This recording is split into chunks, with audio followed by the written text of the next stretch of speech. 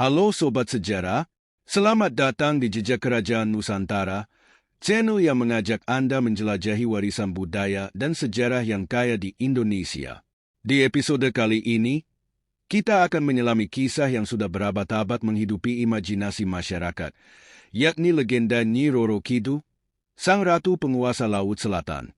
Nyi Roro Kidul, atau Putri Kandita, bukan sekadar nama. Dia adalah sosok mistis yang dipercaya memiliki kekuatan luar biasa, menguasai lautan dengan kecantikan dan kebijaksanaan. Dari asal-usulnya sebagai putri kerajaan Pakuan Pajajaran hingga kisahnya yang mengandung unsur cinta, pengkhianatan, dan pencarian jati diri. Setiap lapisan cerita Nyi Roro Kidul membawa kita pada pelajaran berharga tentang hubungan manusia dengan alam. Bersiaplah untuk menyelami mitos dan legenda yang menyelimuti sosoknya.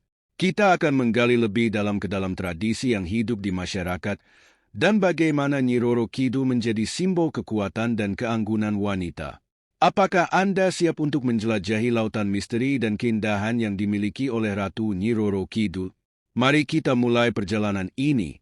Nyi Roro Kidul adalah sosok supranatural terkenal dalam cerita rakyat Indonesia, terutama di wilayah Sunda dan Jawa.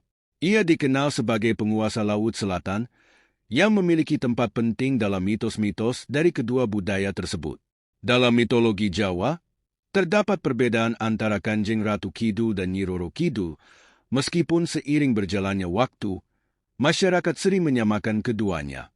Kanjeng Ratu Kidul diyakini sebagai ciptaan dari Dewa Kaping Telu, salah satu dewa dalam mitologi Jawa, yang bertugas menjaga keseimbangan alam. Di sisi lain, Nyi Roro Kidul pada awalnya adalah seorang putri dari kerajaan Sunda yang diusir oleh ayahnya karena pengaruh buruk dari ibu tirinya. Seiring waktu, masyarakat Jawa dan Sunda menggabungkan dua sosok ini menjadi satu. Meskipun dalam kepercayaan kejawen, Nyi Roro Kidul dianggap sebagai bawahan yang setia dari Kanjeng Ratu Kidul. Keduanya sering digambarkan sebagai penguasa makhluk halus, lelembut, di tanah Jawa, dan kisah mereka menjadi bagian penting dalam mitologi serta cerita rakyat setempat. Tidak hanya dianggap berkuasa atas laut, Nyi Roro Kidul juga sering dihubungkan dengan kecantikan para putri Jawa dan dipercaya memiliki kekuatan untuk mengendalikan ombak serta badai di pantai selatan Pulau Jawa. Nyi Roro Kidul juga memiliki berbagai nama lain yang menggambarkan asal-usul, legenda, dan mitos seputar dirinya. Di beberapa wilayah, ia dikenal dengan sebutan Ratu Laut Selatan atau Gusti Kanjeng Ratu Kidul. Gelar-gelar tersebut, seperti Nyai, Kanjeng, dan Gusti, digunakan oleh masyarakat Jawa sebagai bentuk penghormatan dan kesopanan ketika menyebut namanya. Kepercayaan terhadap Nyi Roro Kidul telah menjadi bagian dari tradisi yang terus hidup dalam budaya Jawa dan Sunda, serta dijaga melalui berbagai upacara adat dan persembahan di pesisir Laut Selatan. Dalam tradisi masyarakat Sunda, Nyi Roro Kidul dikenal sebagai penguasa spiritual Laut Selatan yang digambarkan berwujud seorang perempuan cantik. Legenda tentang Nyi Roro Kidul dari kerajaan Sunda Pajajaran, yang berasal dari abad ke-15, jauh lebih tua dibandingkan dengan legenda serupa dari kerajaan Mataram Islam pada abad ke-18. Namun, penelitian antropologi dan budaya menunjukkan bahwa mitos ini kemungkinan berasal dari kepercayaan animistik yang lebih kuno, yang berkembang sebelum masuknya pengaruh Hindu-Buddha di Indonesia. Pada masa itu, masyarakat sudah mempercayai keberadaan dewi-dewi yang menguasai laut dan alam sekitar, termasuk Samudra Hindia yang berbahaya dengan ombak besar dan badai dahsyat. Samudra Hindia yang berada di selatan Pulau Jawa dikenal karena gelombangnya yang ganas, badai, dan kadang kala tsunami. Fenomena alam ini membuat masyarakat sekitar Laut Selatan menghormati dan takut terhadap kekuatan alam tersebut, yang kemudian mereka anggap sebagai bagian dari alam spiritual. Dalam pandangan mereka, lautan tersebut dihuni oleh makhluk-makhluk supranatural yang dipimpin oleh ratu mereka, seorang dewi. Sosok inilah yang dalam perkembangan selanjutnya diidentifikasi sebagai Ratu Kidul. Dengan demikian, legenda Nyi Roro Kidul atau Kanjeng Ratu Kidul mungkin berasal dari rasa hormat masyarakat Jawa dan Sunda terhadap lautan, yang mereka pandang sebagai kekuatan spiritual dan alamiah yang harus dihormati dan dipuja. Kepercayaan terhadap Nyi Roro Kidul masih tetap kuat di masyarakat hingga hari ini. Banyak orang percaya bahwa ia memiliki hubungan yang erat dengan para raja dan sultan di Tanah Jawa, khususnya Kesultanan Yogyakarta. Salah satu mitos terkenal adalah kisah tentang hubungan mistis antara Nyi Roro Kidul dan para raja Jawa, di mana para raja dianggap sebagai suami spiritual Nyi Roro Kidul. Kisah ini menunjukkan bahwa Nyi Roro Kidul tidak hanya dihormati sebagai penguasa laut, tetapi juga sebagai dewi yang menjaga keseimbangan kekuasaan di Tanah Jawa. Dalam kepercayaan ini, raja yang memerintah dianggap mendapatkan restu dari Nyi Roro Kidul, dan berbagai ritual dilakukan untuk menjaga hubungan harmonis antara kerajaan dan Laut Selatan. Dewi Kadita adalah salah satu tokoh terkenal dalam cerita rakyat Sunda. Dalam kisah ini, Dewi Kadita digambarkan sebagai putri yang sangat cantik dari kerajaan Sunda Pajajaran. Cerita ini bermula ketika Dewi Kadita melarikan diri ke Lautan Selatan setelah menjadi korban guna-guna. Tindakan sihir tersebut dilakukan oleh seorang dukun yang mendapat perintah dari saingan Dewi Kadita di istana, yaitu ibu tirinya. Akibat dari guna-guna tersebut, Dewi Kadita mengalami penyakit kulit yang sangat menjijikkan, yang membuatnya menderita.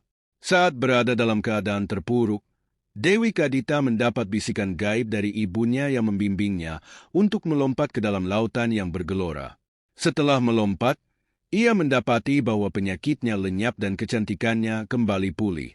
Dalam perjalanan selanjutnya, para lelembut laut menyambutnya dan mengangkatnya sebagai Ratu Lelembut Laut Selatan yang legendaris.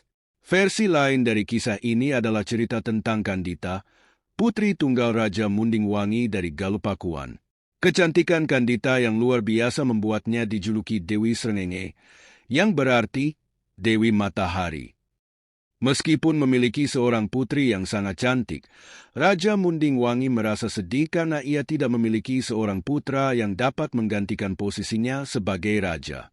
Dalam upaya untuk memperoleh keturunan laki-laki, Raja Munding Wangi memutuskan untuk menikah lagi dengan Dewi Mutiara, dan dari pernikahan ini, mereka dikaruniai seorang putra. Namun, Dewi Mutiara memiliki rencana tersendiri. Ia ingin putranya bisa menjadi raja tanpa ada halangan di masa depan, sehingga ia berusaha menyingkirkan Kandita dari istana. Suatu ketika, Dewi Mutiara menghadap raja dan meminta agar ia menyuruh Kandita pergi dari istana. Meskipun raja sangat mencintai putrinya, ia bersikeras untuk melindungi Kandita dan tidak ingin membiarkan siapapun berbuat jahat padanya. Mendengar penolakan raja, Dewi Mutiara berusaha merayu raja dengan kata-kata manis sehingga ia tidak marah lagi. Keesokan harinya, sebelum fajar terbit, Dewi Mutiara mengutus pembantunya untuk memanggil seorang tukang tenung. Ia meminta dukun tersebut untuk meneluh Kandita. Pada malam harinya, penyakit mengerikan menyerang Kandita. Tubuhnya dipenuhi dengan kudis dan bisu yang berbau busuk. Kandita yang tidak tahu harus berbuat apapun menangis dalam kesedihan. Melihat keadaan putrinya, raja mengundang banyak tabib untuk mengobati Kandita. Tetapi ia segera menyadari bahwa penyakit yang diderita putrinya bukanlah penyakit biasa, melainkan akibat dari guna-guna. Dewi Mutiara terus mendesak raja untuk mengusir Kandita, mengklaim bahwa keberadaan putrinya akan mendatangkan sial bagi seluruh kerajaan. Karena raja tidak ingin putrinya menjadi bahan gunjingan di seluruh negeri, ia akhirnya terpaksa setuju untuk mengasingkan Kandita dari kerajaan. Kandita pun pergi mengembara sendirian tanpa tujuan, hampir tidak dapat meneteskan air mata lagi. Namun, ia tidak menyimpan rasa dendam terhadap ibu tirinya. Sebaliknya, ia justru berdoa agar Sang Hyang Kersa memberinya kekuatan dalam menjalani penderitaannya. Setelah hampir 7 hari dan 7 malam berkelana, Kandita tiba di Samudra Selatan. Air di lautan ini sangat jernih, berbeda dengan lautan lain yang biasanya berwarna biru atau hijau. Tiba-tiba, ia mendengar suara gaib yang memintanya untuk terjun ke dalam Laut Selatan. Tanpa ragu, ia melompat dan mulai berenang. Saat itu, air Samudera Selatan melenyapkan semua bisu di tubuhnya, tidak meninggalkan bekas apapun, malah membuatnya semakin cantik. Dengan demikian, Kandita memperoleh kekuasaan atas Samudera Selatan dan berubah menjadi seorang dewi yang dikenal sebagai Nyi Roro Kidul yang hidup abadi. Kawasan pantai Palabuhan Ratu sangat terkait dengan legenda ini, di mana banyak orang datang untuk melakukan ritual dan upacara sebagai bentuk penghormatan kepada Nyi Roro Kidul. Dalam beberapa versi lain, kisah Nyi Roro Kidul dihubungkan dengan karakter lain, seperti Putri Banyu Bening Gelang Kencana. Dalam salah satu cerita rakyat Sunda, Banyu Bening digambarkan sebagai ratu di kerajaan Joyokulon yang mengalami penderitaan akibat lepra. Dalam pencariannya menuju selatan, ia ditelan oleh ombak besar dan hilang ke dalam lautan. Nyi Roro Kidul, yang sebelumnya dikenal sebagai Putri Kandita, adalah putri dari Raja Prabu Siliwangi yang berasal dari kerajaan Pakuan Pajajaran. Ia merupakan anak dari Permaisuri Kinasi, sosok yang sangat dicintai oleh Prabu Siliwangi.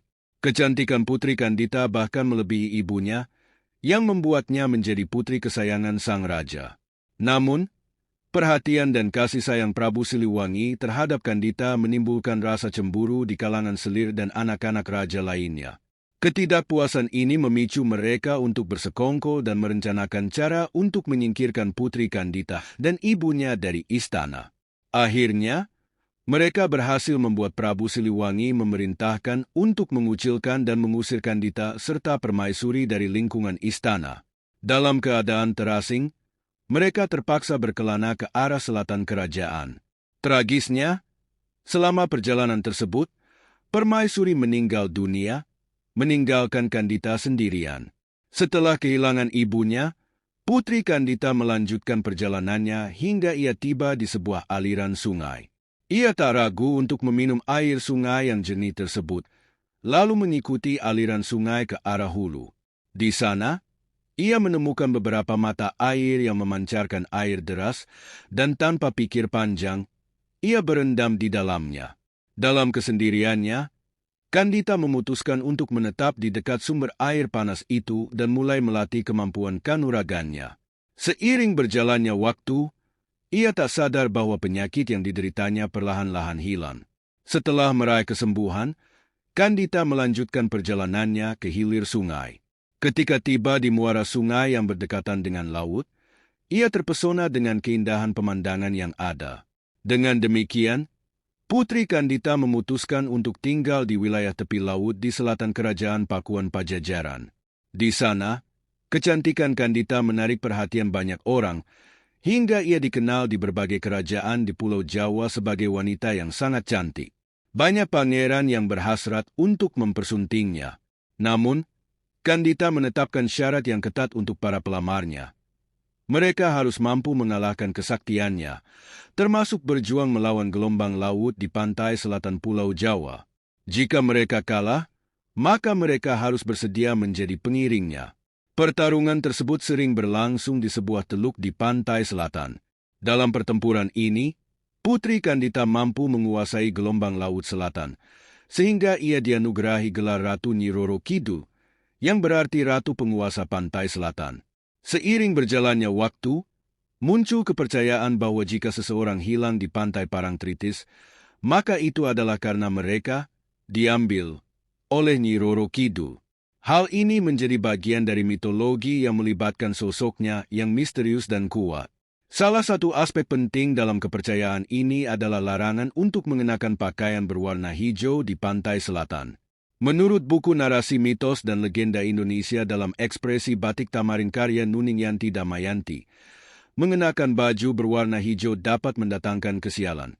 Karena hijau adalah warna yang disukai oleh Nyi Roro Kidul. Oleh sebab itu, masyarakat menghindari penggunaan warna hijau di sepanjang pantai selatan Jawa. Penjelasan logis di balik larangan ini dapat ditelusuri ke sifat air laut di daerah pantai selatan yang cenderung berwarna kehijauan. Sehingga, jika seseorang tenggelam mengenakan pakaian hijau, akan sulit untuk ditemukan di dalam air. Dengan demikian, kisah Nyi Roro Kidul dan kepercayaan yang berhubungan dengannya menggambarkan bagaimana tradisi dan mitos di Indonesia saling berkaitan. Kecantikan dan kekuatan Nyi Roro Kidul tidak hanya menjadikannya sebagai tokoh yang menarik dalam cerita rakyat, tetapi juga sebagai simbol dari kekuatan alam yang harus dihormati. Kisahnya mengajarkan tentang pentingnya menjaga hubungan baik dengan alam dan menghargai kekuatan yang lebih besar dari diri kita. Seiring waktu, kepercayaan akan Nyi Roro Kidul terus berkembang, menjadi bagian tak terpisahkan dari budaya dan tradisi masyarakat Indonesia, khususnya di Pulau Jawa. Banyak upacara dan ritual diadakan untuk menghormati Nyi Roro Kidul, terutama di pantai selatan. Masyarakat meyakini bahwa dengan menghormatinya, mereka dapat memperoleh perlindungan dan keselamatan, serta berkah bagi kehidupan mereka. Nyi Roro Kidul bukan hanya sekadar tokoh dalam cerita rakyat, tetapi juga cerminan dari perjalanan seorang wanita yang kuat, cantik, dan mandiri. Dari seorang putri yang terpinggirkan, ia berhasil mengubah nasibnya dan menjadi sosok yang dihormati di kerajaan laut. Melalui perjalanannya, Putri Kandita yang bertransformasi menjadi Nyi Roro Kidul mengajarkan kita bahwa meskipun kita menghadapi kesulitan dan tantangan, dengan ketekunan dan keberanian, kita dapat mengatasi segala rintangan.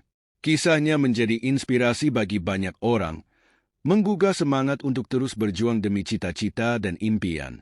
Sampai hari ini, sosok Nyi Roro Kidul tetap hidup dalam ingatan masyarakat, menghubungkan mereka dengan warisan budaya yang kaya.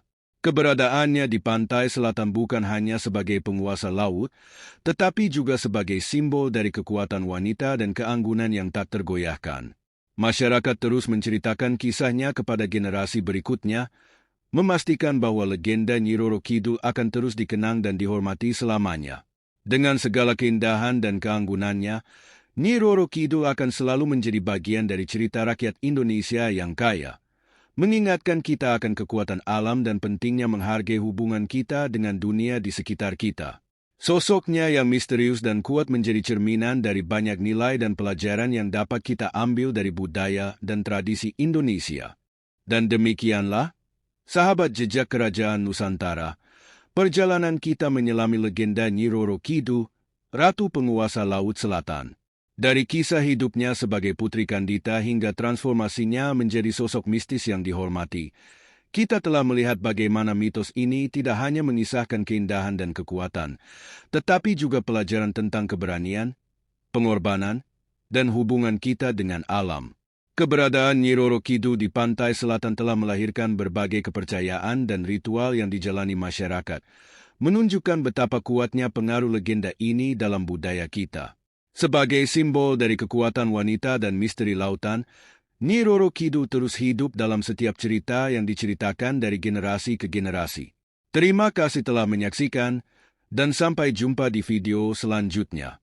Selalu ingat, sejarah adalah jendela untuk memahami masa kini dan membangun masa depan. Jangan lupa like, dan subscribe untuk video berikutnya.